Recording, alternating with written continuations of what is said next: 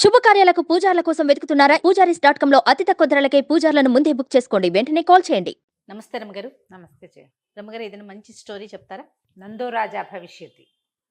ఇది మనం వింటుంటాం. అవును. దీన్ని ఎక్కడ వాడతాం? సాధారణంగా రేపేమవుతుందో తెలియదు, రేపేదైనా జరగచ్చు. దీన్ని మనం ఏమో గుర్రం ఎగరవచ్చు అనే విషయంలో కూడా దీన్ని వాడుకుంటాం. ఇప్పుడు ఉన్న ఈ సిచ్యువేషన్ ప్రకారం చూస్తే జీవితం మీద ఆశ లేనట్టు అయిపోయింది, ఇంకేం లేదనిపిస్తుంది. అట్లా నేలకోలుకు వచ్చేసి నిరామయంగా బిక్కామయంగా అయిపోయిన ప్రపంచం ఒక 6 నెలలు, సంవత్సరం, 2 ఏళ్ళు గడిచేసరికి మళ్ళీ మొలకలు వచ్చేస్తాయి చేయ, మళ్ళీ మామూలు అయిపోతుంది. ఏవో కొత్త ఆశలు వచ్చేస్తాయి. మనం ఏంటంటే తాత్కాలికంగా నమ్మము. రేపు అక్కడేదో అద్భుతం జరగబోతుంది, అద్భుతం కాదు మార్పు వస్తుందని కూడా నమ్మం. అవును అవును. నమ్మక ఏం చేస్తారు ప్రజలు? ఓ పిల్లాడు పిల్ల ఉంటారు, చిన్నపిల్లలు, భర్తతో ఏదో తగాదా, అత్తగారితో ప్రాణాలు తీసేసుకుంటారు. కొద్దిగా ఓపిక పడితే భర్తలో మార్పు రావచ్చు, అత్త మామ పరిస్థితులే మారిపోవచ్చు, వాళ్ళు పోవచ్చు, వీడు పోవచ్చు, ఇది కావచ్చు, ఎక్కడి నుంచి డబ్బు వచ్చి పడిపోవచ్చు, ఏమిడైనా జరగచ్చు కదా. కానీ మనం దాని మీద ఆశ పెట్టుకోం. అసలు వెయిట్ చేయండి అమ్మగారు. ఇప్పుడు కోపమైనా చూడండి, కోపం వచ్చిన వెంటనే వాళ్ళని అడిగేసి కడిగేసి ఏదో ఒకటి చేసేయాలి. మనకి బాధ కలిగిన ఏ పూట కూరుకుంటే రేపొద్దున వాళ్ళే సారీ చెప్తారు, జరగచ్చు. సారీ చెప్తారు. చచ్చినా మనం ఆగలేమండి. ఈ వాక్యాన్ని ఆ సందర్భంలో వాడతారు. ఇది ఎక్కడిది అని నాకు ఎప్పుడూ డౌట్. ఈ నందోరాజా భవిష్యత్తు అని ఈయన పేరేంటి, విశ్వనాథ సత్యనారాయణ గారిది ఒక నావెల్ కూడా ఉంది. ఎప్పుడు నాకు సందేహం, సంతమామలో ఒక కథ దొరికింది. అదే రియల్ అని నేను అనుకోను, కానీ కనెక్షన్ బాగుంది. పూర్వం అట ఉత్తుంగభుజుడు అని ఒక రాజుగారు ఉండేవాడట. ఆయనకి 2 భార్యలు, పెద్ద భార్యకో కొడుకు, చిన్న భార్యకో కొడుకు కూడా ఉన్నారు.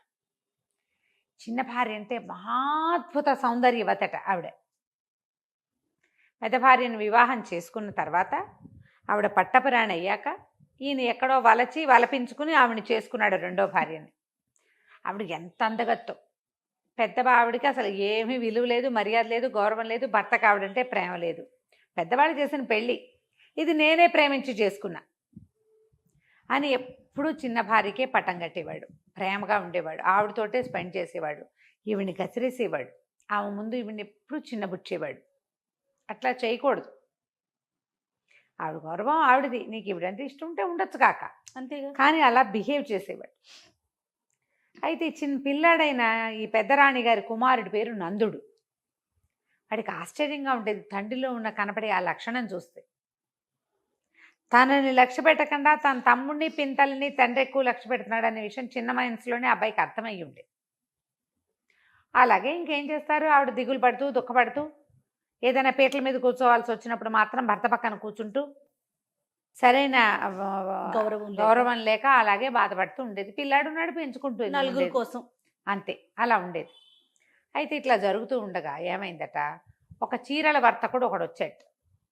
అబ్బో అద్భుతమైన చీరలు తెచ్చాట. ఎంత అద్భుతమైనవో! 1000 వరహాల విలువైన ఒక చీరని చిన్నరాణి గారికి కొన్నారు రాజుగారు వాడి దగ్గర, ఆ వర్తకుడి దగ్గర. వాడు వీడని కూడా వ్యాపారస్తుడు పాపం, ఆయన మంచి మంచి చీరలు తెచ్చాడు. అయితే ఈవిడికి ఆ చిన్నరాణి గారు పరమాద్భుతమైన పింక్ కలర్ చీర, దాని మీద హంసలు ఉన్నాయి, మణులు గుట్టాయి, బంగారపు జరి, ఇవన్నీ విన్నది. తనకు కూడా అలాంటి చీర ఒకటి కొనిపెట్టమని దాసి దాంతో రాజుగారికి కబురు చేస్తుంది. రాజుగారు విసుక్కుని ఏడ్చిందిలే, తన మొహానికి ఉన్నవే చాలు, తన మీద ఏం ఖర్చు పెట్టదలుచుకోలేదన్నానని చెప్పేయి అని దాసీకి చెప్పేశాడు డైరెక్ట్గా. దాసి ఏం చేయాలి? ట్రూ ట్రాన్స్లేషన్ చేయాల్సిందేనా? ఆయన ఏం చెప్పాడో ట్రాన్స్లేషన్ అనకూడదు, ట్రూ కాపీ చేయాలి. యథాతథంగా నేనేమన్నానో నువ్వు అలా అనాలి, అంతే అంతే. Very good. దాసి వచ్చి చెప్పేసరికి ఎంత అవమానపడిందో ఆవిడ. చివరికి దాసి దాని ముందు పోయిందే నా పరువు. అంతేగా. ఎందుకు నాకు ఈ ఆశ?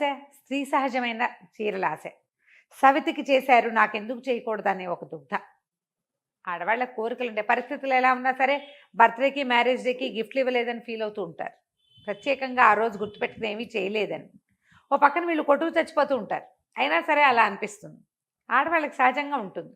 ఇవిడ చాలా దిగులు పడితే సరే అవమానపడిపోయానని అదని ఇదని సవతి ముందు ఇంత చిన్నబుచ్చుకోవాల్సి వస్తుందని అనిపించలేదని ఏవేవో బాధపడి దాసీది ఒక ఐడియా ఇచ్చిందమ్మా, మనం ఒక పని చేయొచ్చునే, వ్యాపారస్తుని పిలిపిద్దాం, మీకు నచ్చిన అదే డిజైన్లో ఇంకో రంగు చీర ఎంచుకోండి,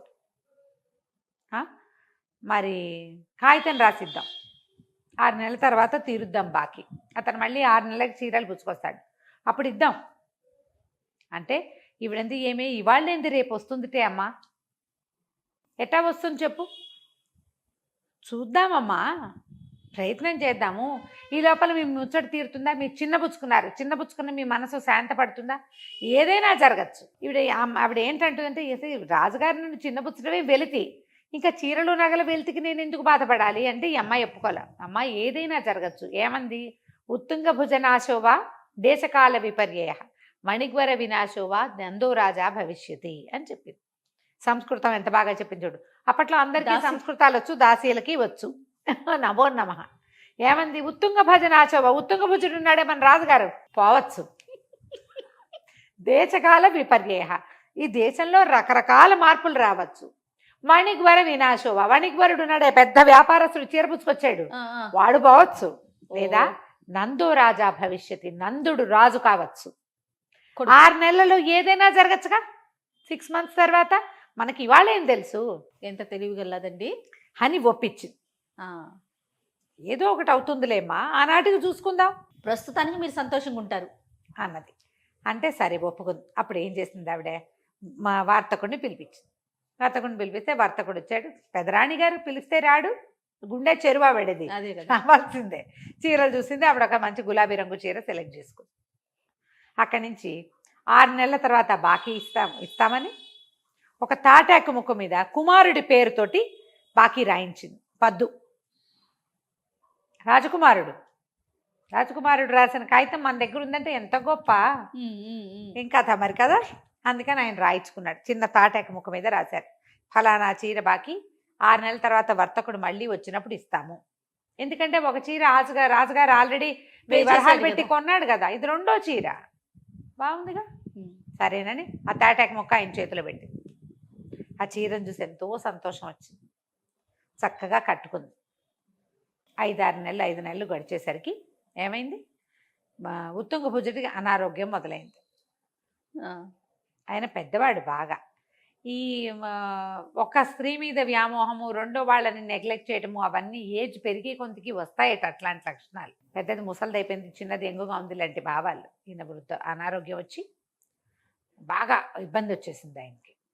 అక్కడి నుంచి మంత్రుల్ని అందరినీ పిలిచి, నా పరిస్థితి బాగుండలేదు, రేపు కనుక నేను నశించిపోతే చిన్నరాణి రాజమాత అవుతుంది, చిన్నరాణి కొడుకే పట్టం కట్టండి అని చెప్పాడు. కథ మారిపోబోతోంది, చాలా గొడవ అయిపోయింది. సడన్గా ఒకరోజు తెల్లవారేసరికి ఆయన లోకాంతర్గతం అయిపోయాడు, లోకాంతర్గతుడు అయిపోయాడు. అయిపోగానే దేశం అంతా గగ్గోలెత్తిపోయారు. ముందు రాజుగారి కర్మలు కాండలు అన్నీ జరగాలి కాదు, అక్కడి నుంచి కర్మకాండాలు చేశారు. కర్మకాండాల్లో ఎవరిది పై చెయ్యి, సాధారణంగా జ్యేష్ఠుడు. పిల్లవాడు ఇంత ఎత్తునున్నాడు, 14 ఏళ్లవాడు, ఏదైనా చెబితే చెప్పింది చెప్పినట్టు చేస్తాడు, వినయశీలి, ఒదిగి ఉండటం అలవాటైన వాడు. చిన్నరాణి గారి కొడుకు 10-12 ఏళ్ళు ఉన్నాయి, వాడు ఉరమని పిడుగు, పైగా గారాబం, ఇదని చేయాలి అదెందుకు చేయాలంటాడు, చిన్నతనం. 14 ఏళ్ళు వచ్చిన వాడు 12-11 ఏళ్ళ వాడి కంటే పెద్దగా ఉంటాడు సహజంగా. పిల్లవాడు బాగా ఆకట్టుకున్నాడు ప్రజల్ని. నందుడు చక్కటివాడు, బుద్ధిమంతుడు, జ్యేష్ఠుడు, రాజ్యానికి రాజు కావాల్సిన లక్షణాలన్నీ పిల్లాడిలో మూర్తిభవించున్నాయి, సార్వభౌమ లక్షణాలు కనపడుతున్నాయి. అక్కడి నుంచి మంత్రులంతా గూడు పుఠాణి చేశారు, మాట్లాడుకున్నారు. ఏమని, ఆయన అయితే చెప్పాడు, ఆయన ఆఖరి కోరిక మనం ఎట్టా తీరుస్తాం, ప్రజలు ఒప్పుకోవద్దు. అదే కదా, పోయినవాడు ఎలాగో పోయాడు, మీద వ్యామోహంతో చెప్పాడు. చిన్నపిల్ల, పోని వాడు పెద్దవాడైతే ఓ కథ, వాడేమో చిన్నపిల్లాడు, తల్లికి గోళ్ళంత మైమరుపు, వినదు మాట.